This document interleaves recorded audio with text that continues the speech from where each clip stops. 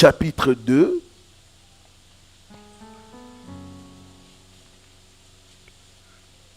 le verset 19 à 21.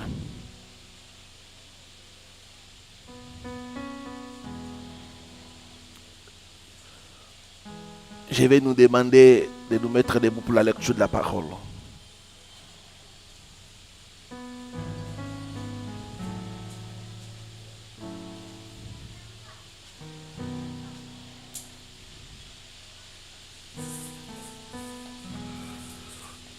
Je lis ce qui suit au nom du Seigneur Jésus-Christ.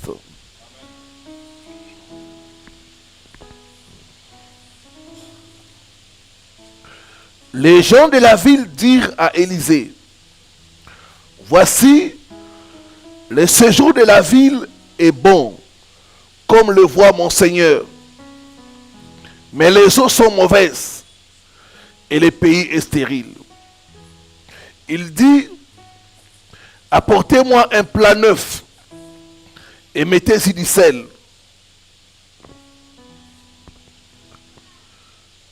Et ils le lui apportèrent. Il alla à la source des eaux et il y jeta du sel en disant, « Ainsi parle l'Éternel, j'assainis ces eaux.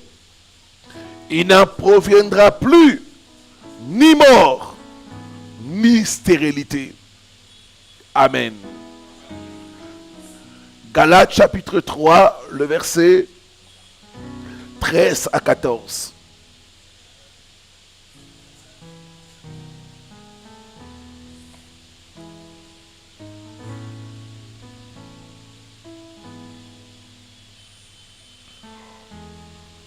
Christ nous a rachetés de la malédiction de la loi, étant devenu malédiction pour nous, car il est écrit, « Maudit est quiconque est pendu au bois, afin que la bénédiction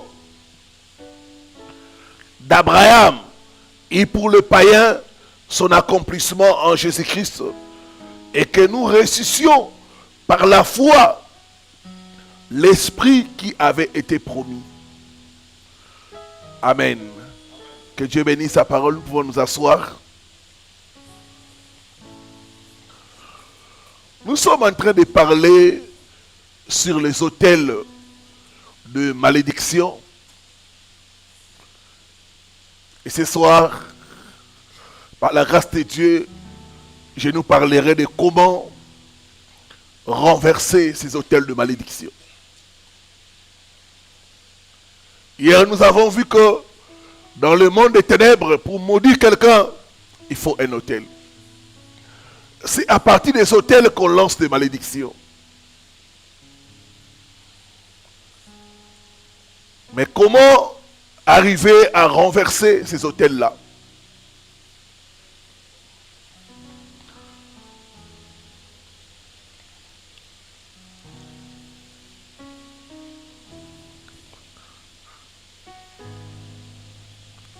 Premièrement, il nous faut connaître les origines de ces autels. Comment ces autels sont bâtis?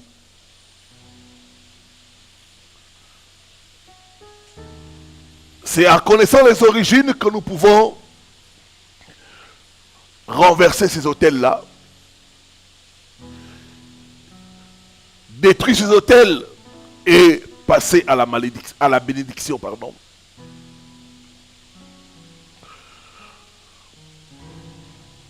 Première origine des autels de malédiction, c'est les péchés des parents. Exode chapitre 20, le verset 4 à 5. Dieu parle au travers Moïse. Il dit, « Je suis un Dieu jaloux. J'ai puni l'iniquité des pères sur les enfants jusqu'à la 3e et à la 4e génération. »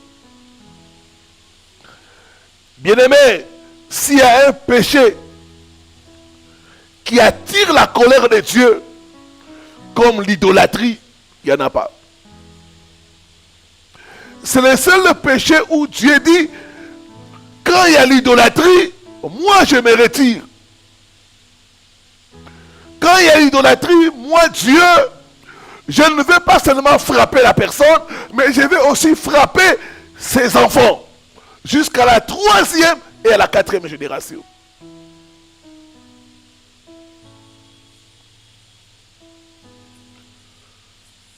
L'idolâtrie. Dans l'idolâtrie, il y a 3 choses. Il y a l'occultisme. Il y a la divination. Et il y a la sorcellerie.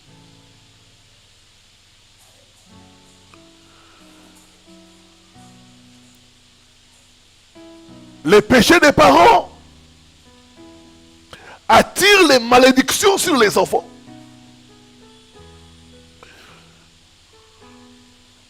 Beaucoup d'entre nous, nous souffrons parce que nos parents ou nos ancêtres ont été impliqués dans des choses bizarres. La Bible dit, vous connaîtrez la vérité et la vérité vous affranchira. J'ai parlé de ces choses il y a très longtemps. Il y a un frère qui vivait des blocages. Rien ne marchait dans sa vie.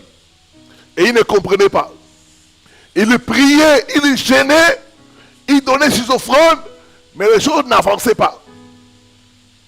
Jusqu'à ce qu'un jour, il m'a entendu parler des malédictions des parents, les péchés des parents.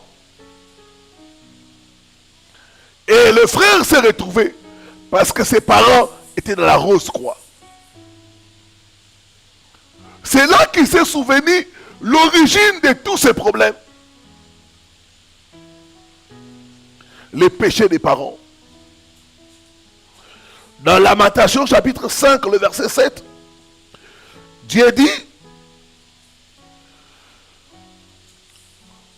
le prophète est en train de dire, nos pères ont péché. Ils ne sont plus là. C'est nous qui portons la peine de leur iniquité. La peine de leur iniquité. Beaucoup sont en train de souffrir à cause des familles dont ils proviennent.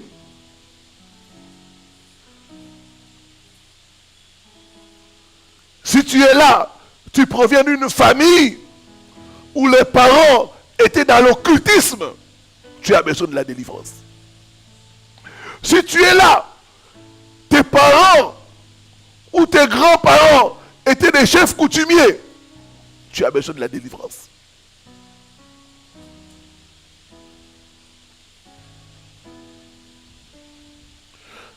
On vient d'enterrer une de mes filles dont les papas fut chef coutumier. Cette sœur a connu beaucoup de combats. Les origines, les malédictions provenant des péchés des parents.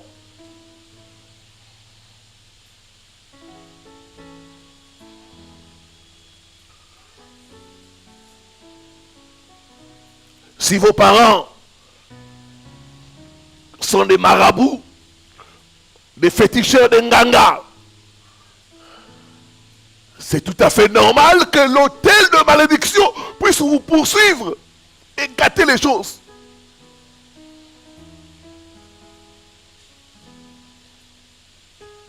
J'ai reçu le cas d'une famille où il n'y a pas de mariage. Les gens sont en train de tourner en rond. Les enfants, les petits-enfants sont en train de mettre au monde toujours dans la parcelle familiale. Tous, ils sont là, dans la parcelle familiale. C'est le système de portes. L'autre à sa porte. Les enfants vont exploiter cette porte-là.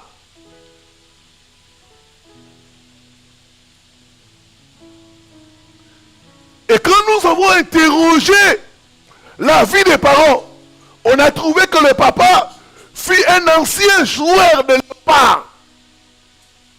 La génération qui avait gagné la Coupe d'Afrique et qui est allée au mondial. C'est là que j'ai compris le problème de cette famille-là,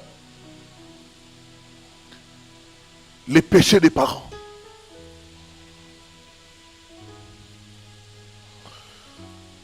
Il y a très longtemps, à l'église chez moi, j'ai reçu des cas d'une jeune femme. Elle m'avait suivi à la radio.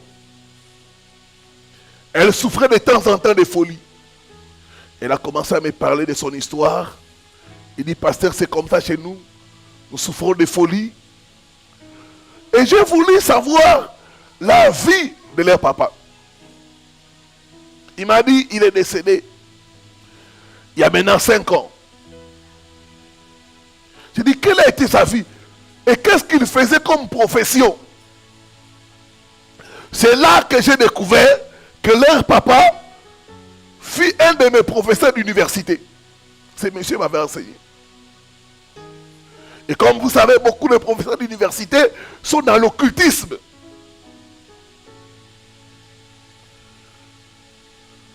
Quand il m'a donné le nom de son père, j'ai eu la chair des poules parce que c'est le monsieur qui m'a enseigné. Nos pères ont péché. Ils ne sont plus là. C'est nous qui portons la peine et leur iniquité. Si vos parents ont été dans la sorcellerie, il faut chercher la délivrance. Il y a une malédiction qui est sur vous. Il y a une malédiction qui est sur votre famille.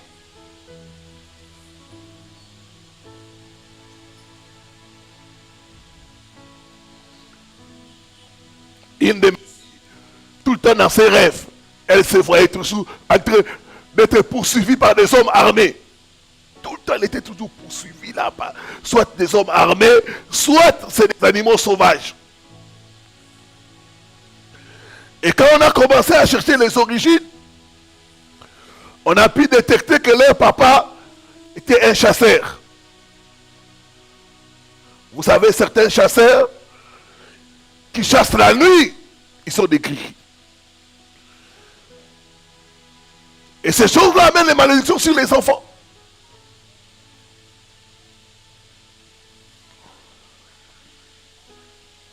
Deuxième origine des autels de malédiction, c'est le péché personnel. Le péché personnel. Genèse chapitre 49, le verset 3 à 4. On nous parle de Ruben. Ruben a fait quelque chose d'abominable. Il a couché avec la femme de son père.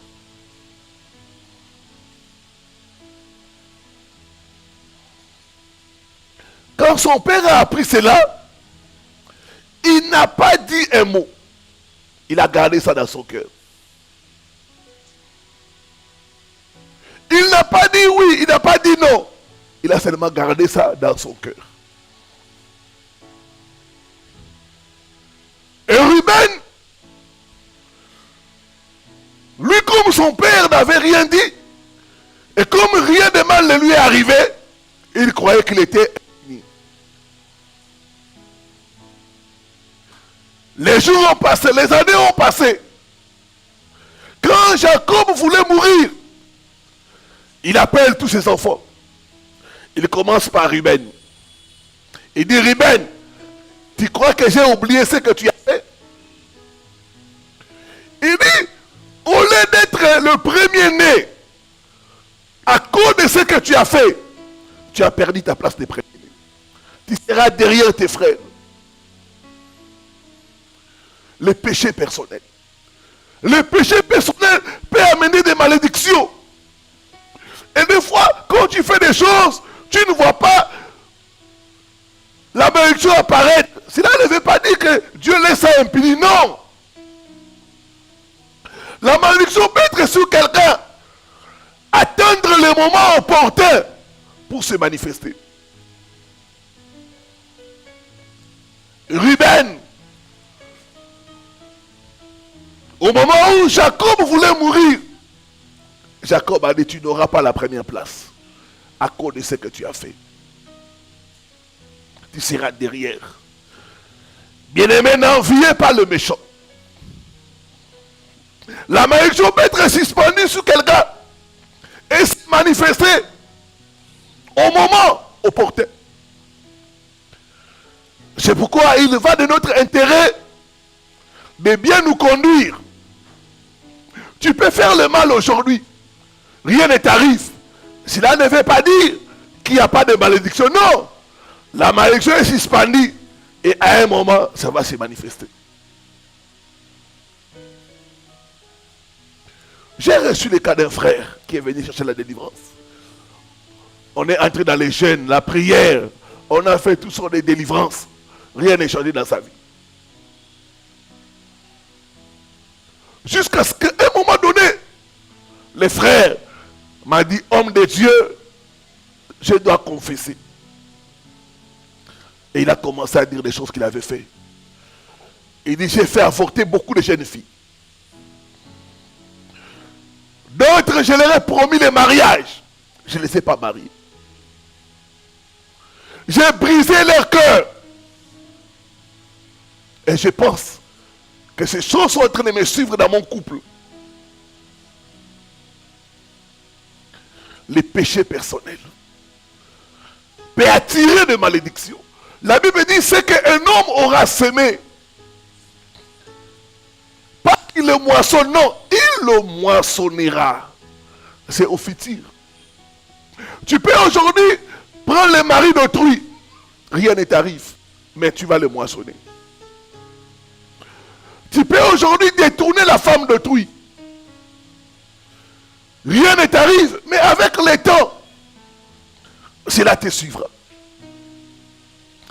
C'est qu'un homme aura semé, il le moissonnera. C'est la malédiction des semailles de la moisson. Faisons attention de bien nous conduire. Faisons attention de briser le cœur des gens. D'apporter la peine dans le cœur des gens. Cela peut attirer la malédiction.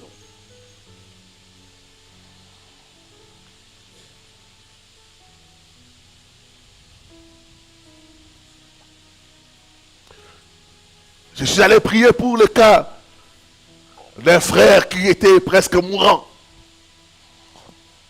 Malheureusement, il est décédé. On a prié. Sa situation ne s'améliorait pas. Et avant de mourir, il m'a appelé, il m'a dit, homme de Dieu, je vais partir.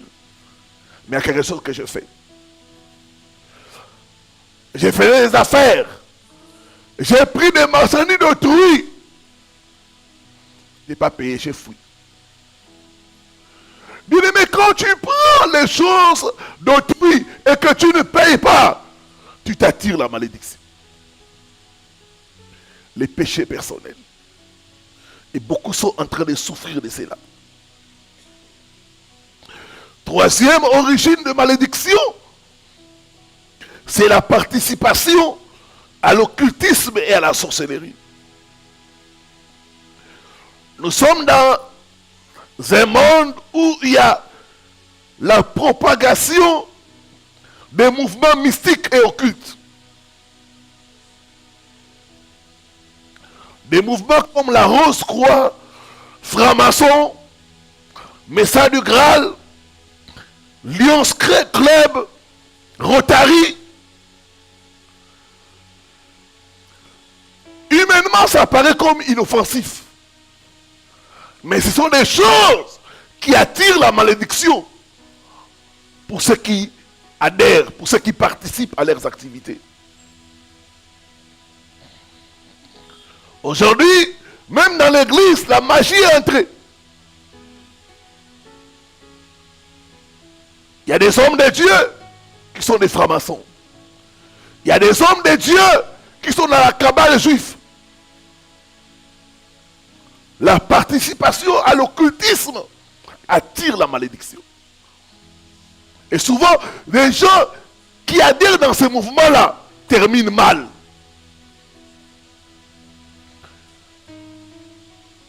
Il y a une année ou 2 ans, je suivais un influenceur camerounais.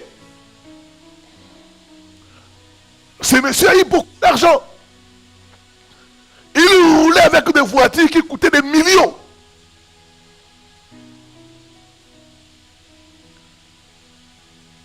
Mais il est mort très tôt. 33 ans. Il est parti.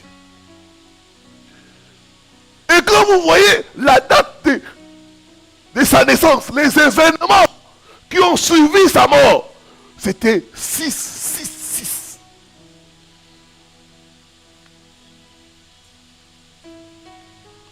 L'occultisme, la participation à l'occultisme, c'est à longueur de journée que nous entendons des musiciennes qui ont signé des pactes avec le diable, soit pour avoir le succès, soit pour avoir la notoriété. Ces choses-là attirent la malédiction de Dieu. La Bible dit c'est la bénédiction de l'Éternel qui enrichit. Il l'a fait suivre d'aucun chagrin. Ce qui n'est pas la bénédiction de l'Éternel est suivi de malédictions. Ce sont des autels de malédiction qui aujourd'hui est en train de tourmenter beaucoup de gens. Quatrième source de malédiction, c'est les incantations et les enfoutements.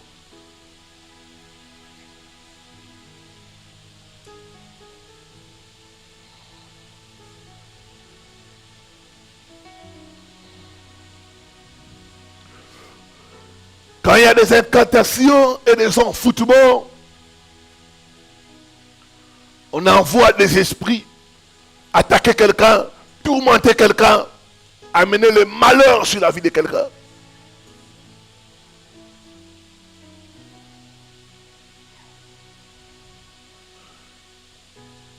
Balak a loué Balaam pour maudire Israël. Il y a des gens aussi qui, à longueur de nuit, sont en train de maudire les enfants de Dieu.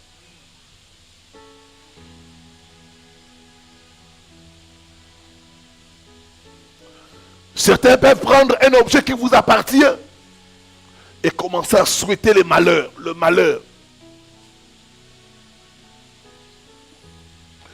J'ai reçu le cas d'une femme, tout allait bien pour elle, jusqu'à ce que quand elle a construit une maison pour son père au village, c'est là où les problèmes ont commencé. Les sorciers de son village lui ont lancé une malédiction. Quelque temps après, elle a perdu son travail. C'était comme un cycle de malheur. Ça a commencé à la poursuivre. Son mariage a été gâté. Et elle a aussi perdu le mariage. Et elle a commencé à tout vendre, Quand j'ai rencontré cette dame-là, elle avait tout perdu à cause des malédictions des sorciers. Ce soir, toute malédiction des sorciers est annulée au nom de Jésus. Et annulée au nom de Jésus. Et annulée au nom de Jésus.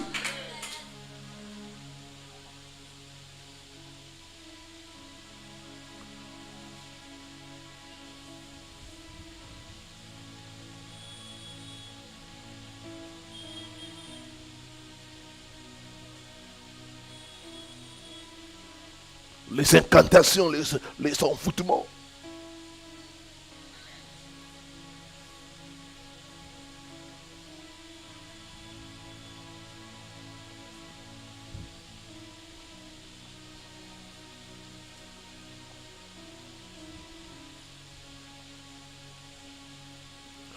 Comment renverser les autels de malédiction?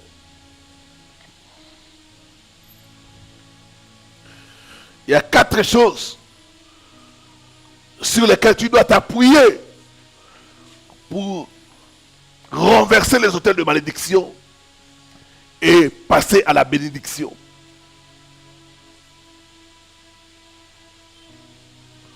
J'appelle ces choses des vertus.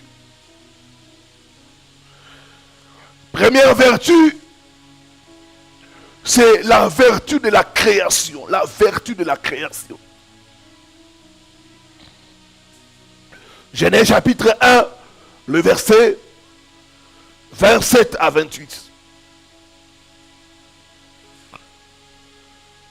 Je lis ce qui suit au nom du Seigneur Jésus-Christ. La vertu de la création. La Bible dit que Dieu créa l'homme à son image. Il créa l'homme et la femme. Le verset 28. Dieu les bénit. Dieu les bénit. Dieu les bénit. Au commencement, Dieu a béni l'homme et la femme. La Bible dit, Dieu les bénit.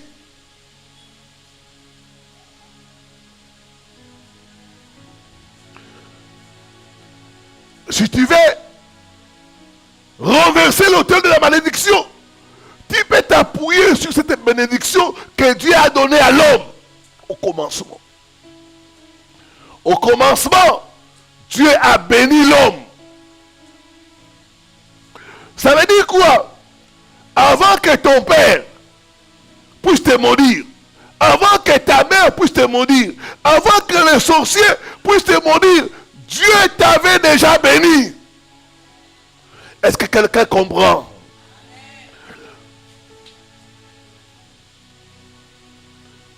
Avant que quiconque puisse te maudire, Dieu au commencement t'avait déjà béni.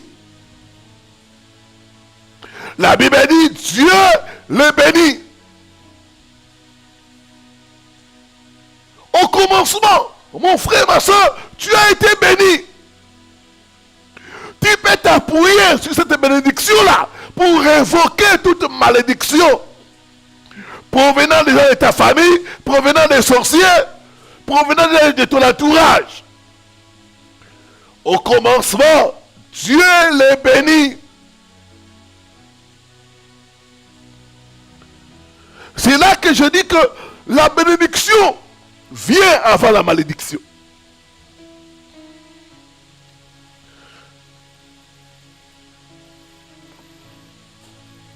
La lumière existe avant les ténèbres. La malédiction dans ta vie est venue en retard. Parce qu'au commencement, Dieu t'a béni. Dieu t'a béni.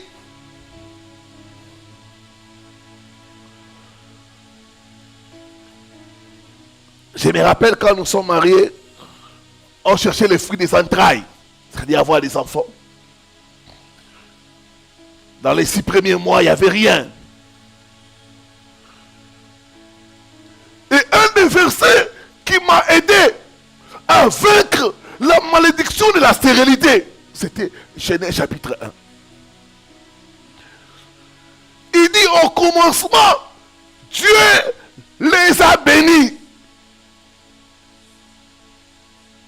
Celui que Dieu a béni, personne ne peut les maudire.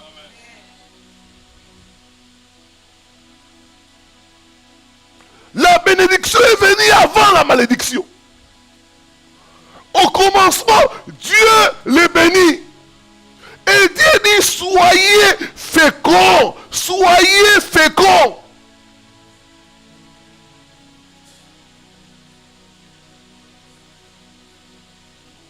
Je me suis appuyé sur cette parole pour dire qu'aucune circonstance, aucune personne ne peut empêcher à la parole de Dieu de s'accomplir.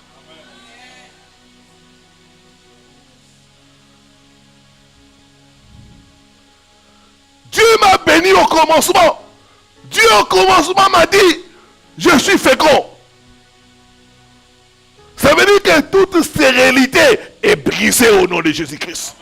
Est brisée au nom de Jésus-Christ.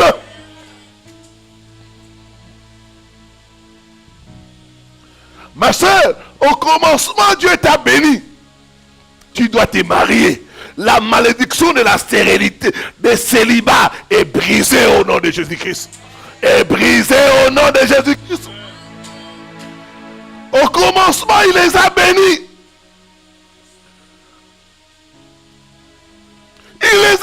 maudits, il les a bénis. Ça veut dire que toute personne qui est venue te bénir, c'est après. Ça veut dire en retard. Le diable est venu te maudire en retard. Tes parents sont venus te maudire en retard. Dieu t'a déjà béni. Alléluia.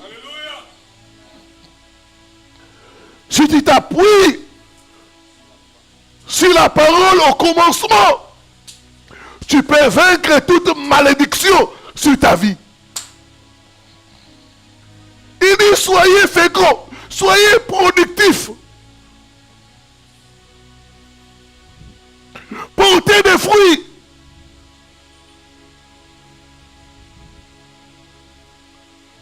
Toute malédiction de stérilité, de blocage, de maladie est brisée au nom de Jésus et brisée au nom de Jésus-Christ.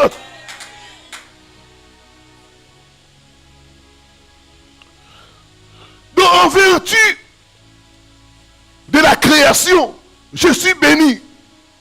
Je ne suis pas maudit. Est-ce que je parle à quelqu'un qui est béni? Est-ce que je parle au béni de l'Éternel?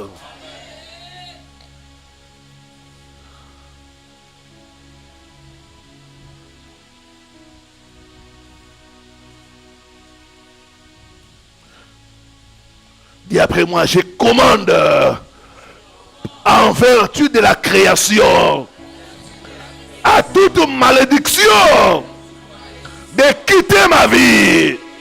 Au nom de Jésus-Christ, je suis béni. Je ne suis pas maudit. Au nom de Jésus-Christ.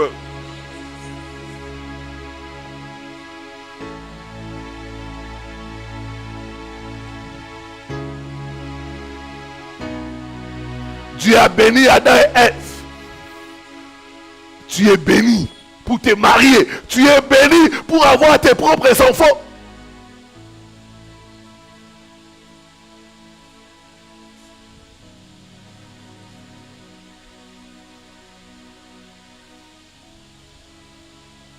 Quand tu t'appuies sur la création, tu auras la victoire sur l'autel de malédiction.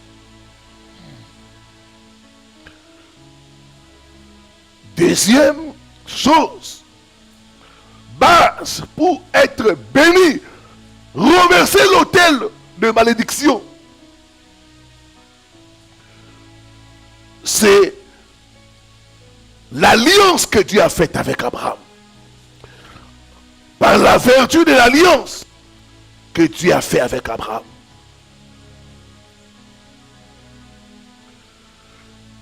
Genèse 12, du 1er au 3e verset. Dieu dit à Abraham, je te bénirai. Je rendrai ton nom grand. Tu seras une source de bénédiction.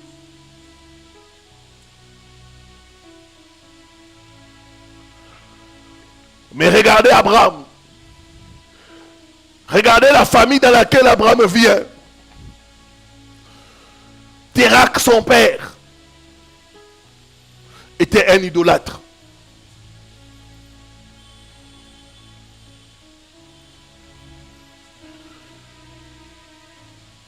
Et dans la famille d'Abraham,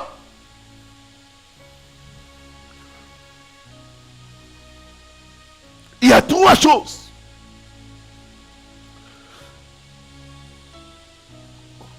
La malédiction était dans cette famille-là. C'est pourquoi Dieu lui a dit, je te bénirai. Quand Dieu a parlé à Abraham, Dieu lui a dit, je te bénirai. Parce qu'il a vu qu'Abraham était sous des malédictions. Il y avait un autel de malédiction qui parlait contre Abraham.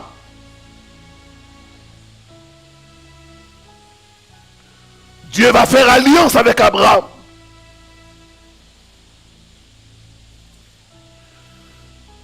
Il lui dit, sors de la maison de ton père. Va dans le pays que je te montrerai. Et quand nous rentrons dans Genèse 11, on voit que dans la famille d'Abraham,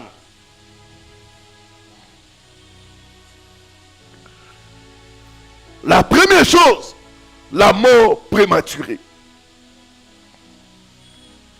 Le père de Lot est mort d'une façon prématurée.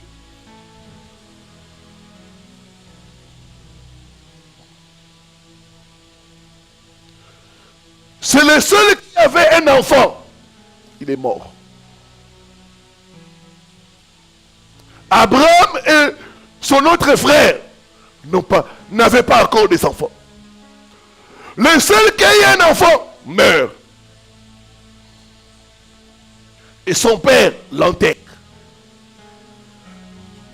La Bible dit, vous n'aurez pas les enfants pour le voir mourir. Quand vous êtes dans une famille, les gens sont en train d'enterrer leurs enfants. Cette famille est sous la malédiction.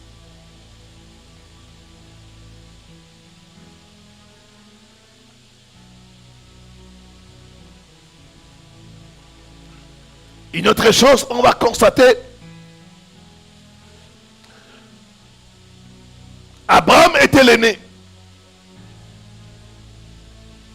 Son frère Nacor et Aaron.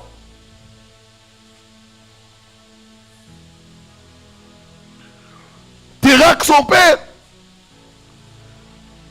dit à Abraham et aux autres membres, quittons là où nous sommes, allons quelque part. Et durant le voyage, il va décéder. Il n'est pas arrivé à destination. Nous comprenons par là que dans la famille d'Abraham, il y avait une malédiction de non-accomplissement. Les gens peuvent commencer des choses, mais il n'y a pas d'aboutissement.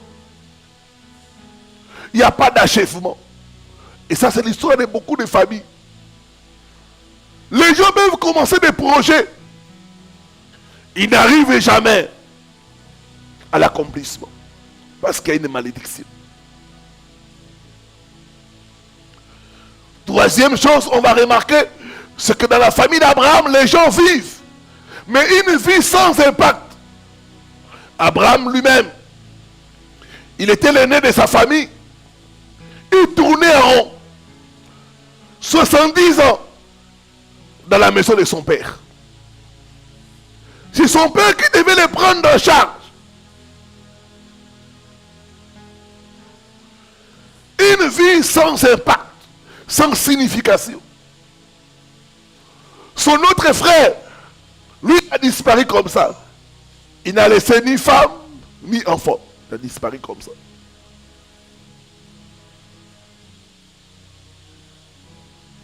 Quand Dieu fait alliance avec Abraham, Dieu lui dit, je te bénirai et je rendrai ton nom grand.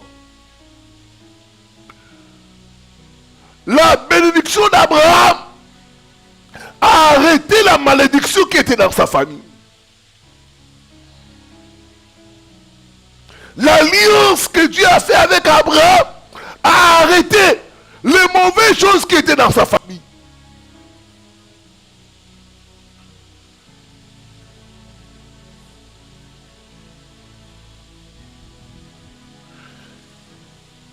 Et l'apôtre Paul,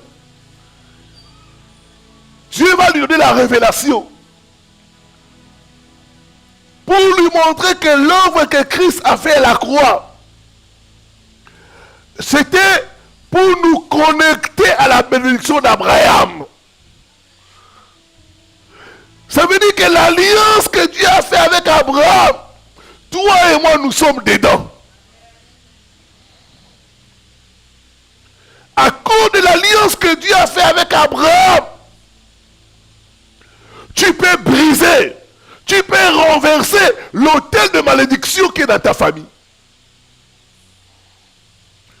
Les choses qui ont arrêté Térak, les membres de famille d'Abraham, n'ont pas pu arrêter Abraham à cause de l'alliance qu'il avait avec Dieu.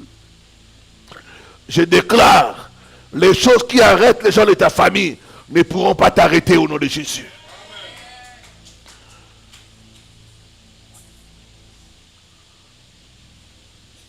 Tu atteindras le niveau qu'aucun membre de ta famille n'a atteint au nom de Jésus-Christ. La vie de ton père ne sera pas ta vie.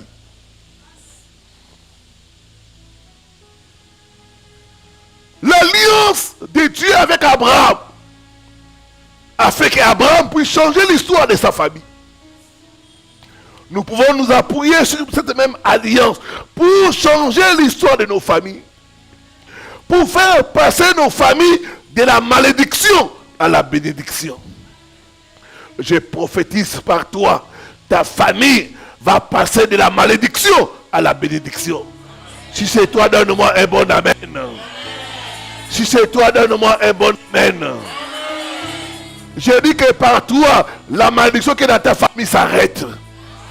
Par toi, ça s'arrête. Par toi, le divorce qui est dans ta famille s'arrête. Par toi, la pauvreté qui est dans ta famille s'arrête. Par toi, il y a une nouvelle page qui s'ouvre au nom de Jésus. Abraham a arrêté les mauvaises choses qui étaient dans sa famille à cause de l'alliance.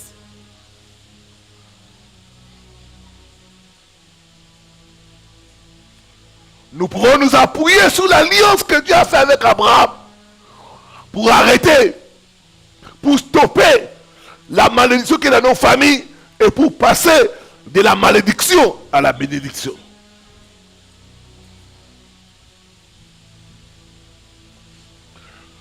Troisième vertu, c'est la vertu de la prophétie. Les prophètes sont ceux qui parlent sur la destinée des gens. Nous avons des prophéties dans Jérémie 31, le verset 29 à 30. Jérémie est en train de prophétiser quelque chose.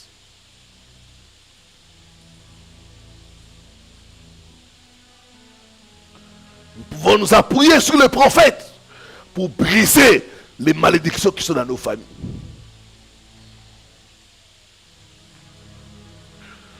Jérémie 31, le verset 29 à 30.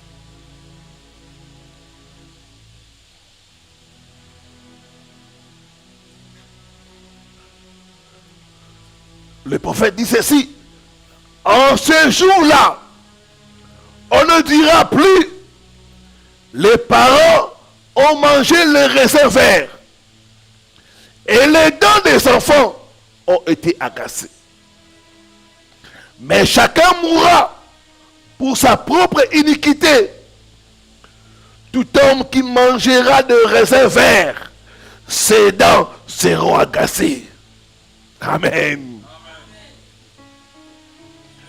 Jérémie donne une prophétie pour dire qu'en ce jour-là, on ne dira plus ces proverbes en Israël.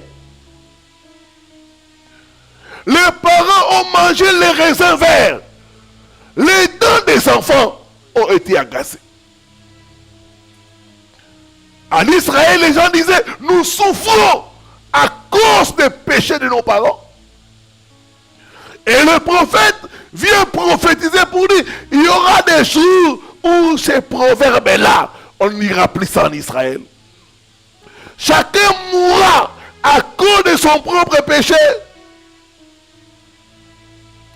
Et ce jour-là est arrivé parce que notre Seigneur Jésus-Christ a inauguré un nouveau temps.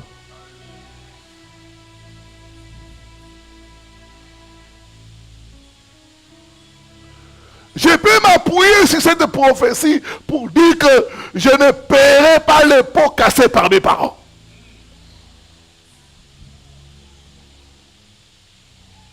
Il dit, on ne dira plus en Israël en ce jour-là, les parents ont mangé les raisins verts, les dents des enfants ont été agacées.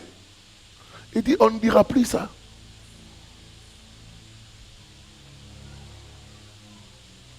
La prophétie.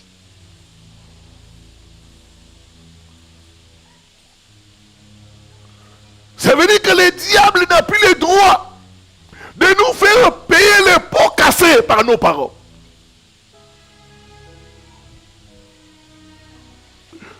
Tu peux prendre cette prophétie et dire je refuse de payer pour ce que je n'ai pas acheté. Je refuse de payer. Amen. Dis après moi, je refuse de payer pour ce que je n'ai pas acheté.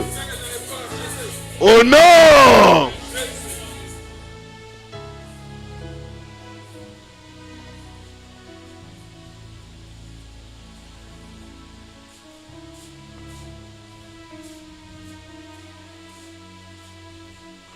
Il y a une prophétie qui nous libère. Il y a une prophétie sur laquelle nous pouvons nous appuyer pour briser les malédictions. Pour briser les autels de malédiction. Et passer à la bénédiction.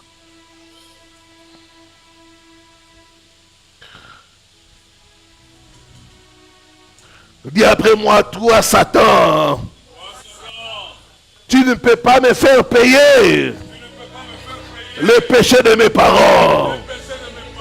Toi Satan, je ne te dois plus rien. Au nom de Jésus-Christ.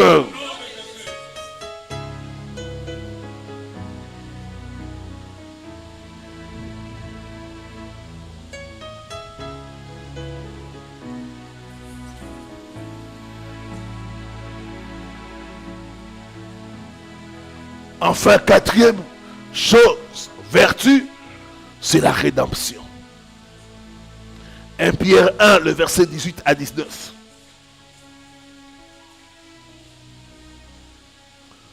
En vertu de la rédemption, nous sommes libérés des autels de malédiction.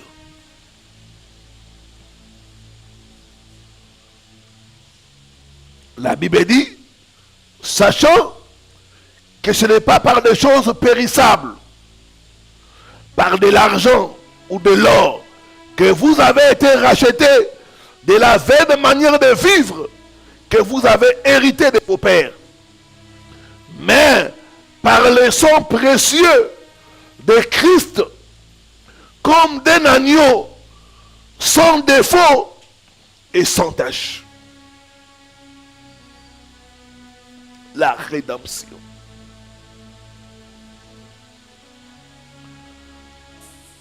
La Bible dit, il nous a racheté des choses que nous avons héritées de nos parents. Il y a des choses dans notre sang. Il y a des condamnations dans notre sang.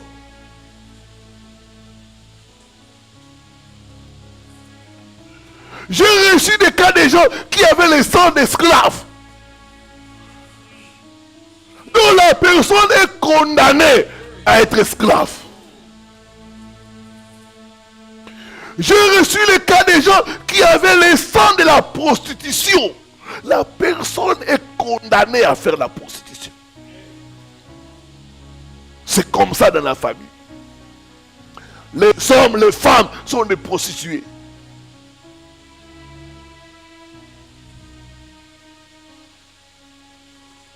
Mais à cause de la rédemption, nous sommes rachetés. Amen.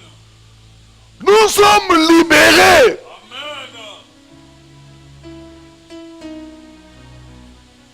La rédemption nous libère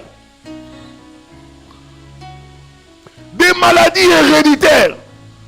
La rédemption nous libère des choses de nos familles.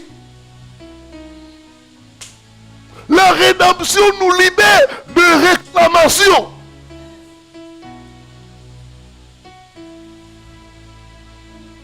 Il dit, vous avez été rachetés à un gros prix.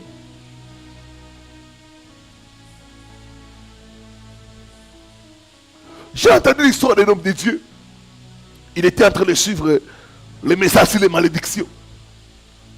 Et il a commencé à analyser la famille d'où il venait. Une famille remplie de sorcellerie, d'idolâtrie. Il a regardé du côté paternel, du côté maternel. Il était condamné. Pas d'espoir.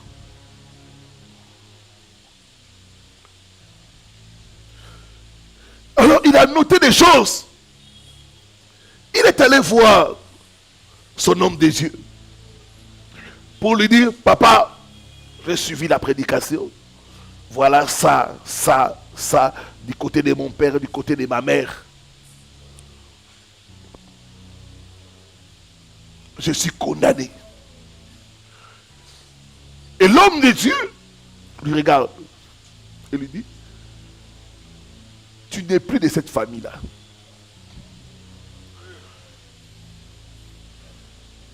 Il dit, tu n'es plus de cette famille-là. Il n'a pas compris. Il insiste encore à tous ceux qui l'ont reçu, à ceux qui ont crié en son nom. Il leur a donné le pouvoir de devenir enfants de Dieu, lesquels sont nés ni de la chair, ni de la volonté des hommes. Il dit, tu n'es plus de cette famille-là. Cette famille où on ne se marie pas. Cette famille où les gens sont pauvres. Toi, tu n'es plus de cette famille-là. Toi, maintenant, tu es de la famille céleste. Pourquoi nous nous appelons frères et sœurs? C'est parce que nous sommes transportés dans une autre famille. Notre famille, c'est Christ. Nous sommes de sa famille. Ça veut dire que les choses de nos familles n'ont plus de pouvoir sur nous. Les malédictions de nos familles n'ont plus de pouvoir en vertu de ce que Christ a fait. Galates 3, le verset 13 à 14. Il nous a rachetés des malédictions de la loi. Il est devenu malédiction pour que nous soyons bénédiction.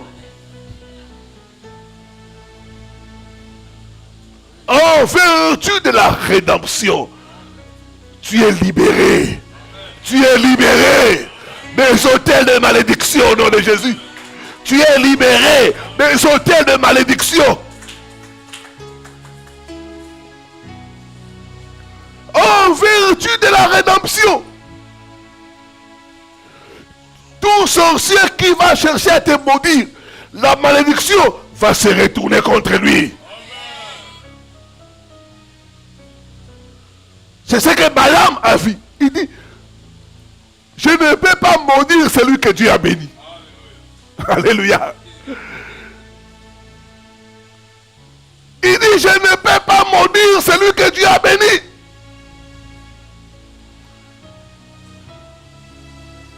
Et chaque fois Balaam voulait maudire Israël, il le bénissait. Il le bénissait. À partir de ce soir, tout sorcier qui voudra te maudire va commencer à te bénir. Va commencer à te bénir. Va commencer à te bénir. Va commencer à te bénir.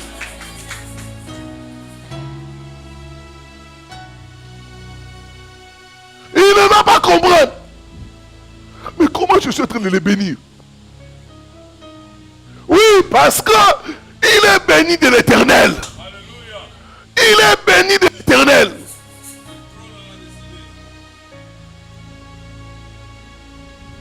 En vertu de la rédemption, la malédiction n'a plus de place dans ta vie.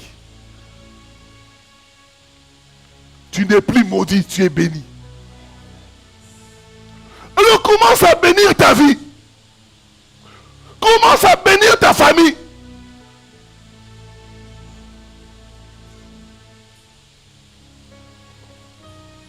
La vie et la mort sont au pouvoir de la langue. Commence à te bénir. Je réussirai là où d'autres ont échoué.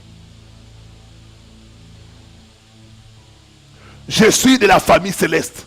Dans cette famille, on se marie. On se marie pour la vie. Dans cette famille, il n'y a pas de divorce. Mon mariage ne connaîtra pas les divorces. Dans cette famille, les gens vivent longtemps. Je ne mourrai pas avant mon temps.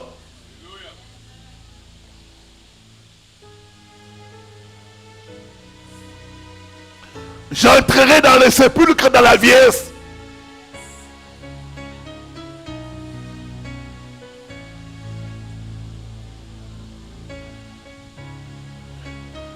Il dit, vous êtes la tête et non la queue.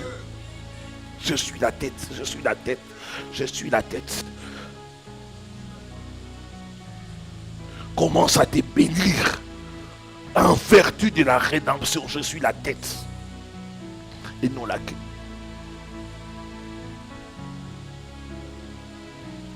Il a dit à Abraham, je maudirai celui qui te maudira. Quiconque osera m'attaquer sera détruit au nom de Jésus-Christ. Pourquoi Dieu a dit à Abraham cela? C'était pour protéger Abraham. Il dit, je maudirai celui qui te maudira. Quiconque va te toucher, moi Dieu, je vais l'exterminer. Je suis le béni de l'Éternel. Quand j'ai compris ces choses, ça a bouleversé ma vie.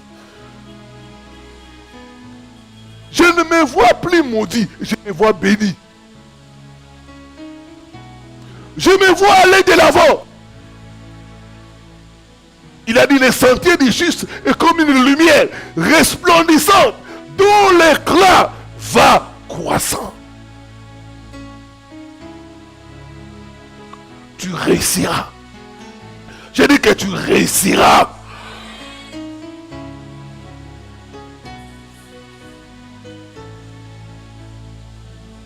Tu iras loin au nom de Jésus-Christ. Ton histoire ne s'arrêtera pas ici. Non, non, non, non. Tu iras plus loin que les membres de ta famille.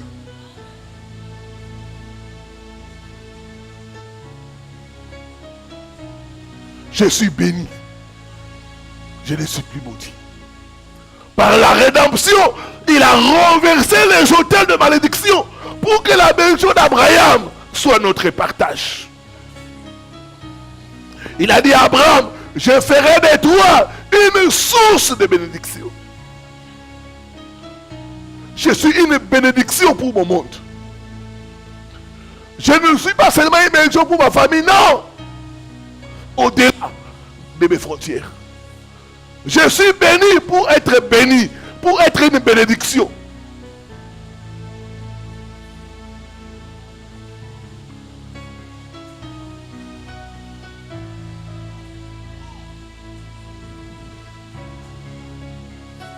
Vois-toi comme Dieu te voit. La bénédiction, c'est l'élévation. La bénédiction, c'est la victoire. La bénédiction, c'est la bonne santé. Tu es béni pour être en bonne santé. Toute maladie doit quitter ton corps ce soir au nom de Jésus-Christ.